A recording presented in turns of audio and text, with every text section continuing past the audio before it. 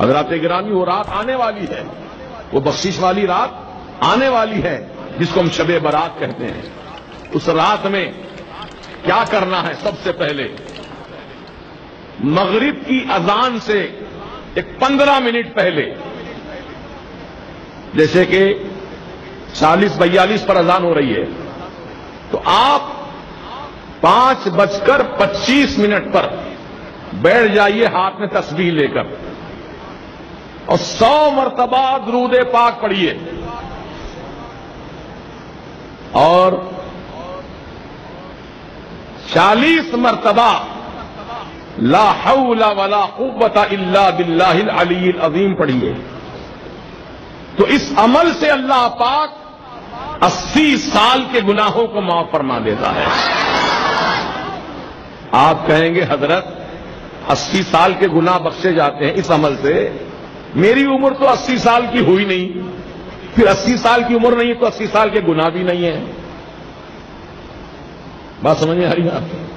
اب آدمی اگر 80 سال کا ہے تو 80 سال کے گناہ بھی ہوں گے اس کے، لیکن جس کی عمر ہی 80 سال نہیں ہے، ابھی تو 10 سال کا ہے، 15 سال کا ہے، 20 سال کا ہے، 25 سال کا ہے، وہ پوچھتا ہے کہ میری نیکیاں تو، میرے گناہ تو اتنے نہیں ہیں، میں تو 25 سال کا ہوں، بھی 80 سال تو اور آگے بہت زیادہ مجھے جینا ہے۔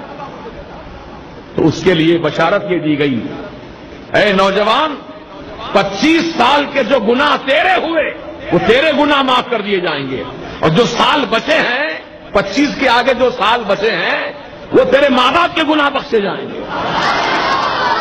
سبحان اللہ، یہ ہے اس عمل کی برکت۔ تو آپ یاد رکھیں گے، بھول جائیں گے۔ کب پڑھنا ہے یہ؟ مغرب کی نماز سے پہلے، اذان سے پہلے۔ پھر اس کے بعد نماز مغرب ادا کیجیے،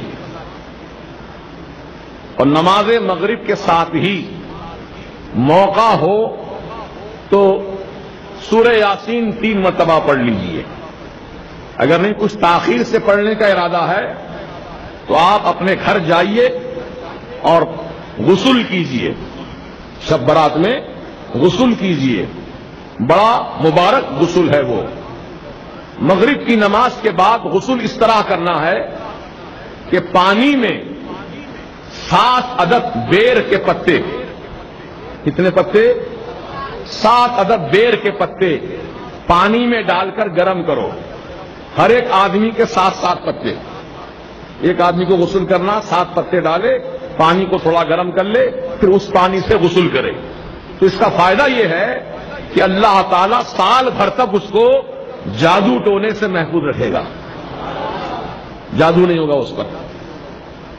اب جو پہلے سے ہے وہ تو اس کا علاج کرانا پڑے گا، اس کو ہٹانا پڑے گا، لیکن آئندہ سال، یعنی یہ شب برات سے لے کے آنے والی شب برات تک، اب اس 1 سال کے عرصے میں کوئی نیا جادو اثر نہیں کرے گا۔ یہ اس کا فائدہ ہے۔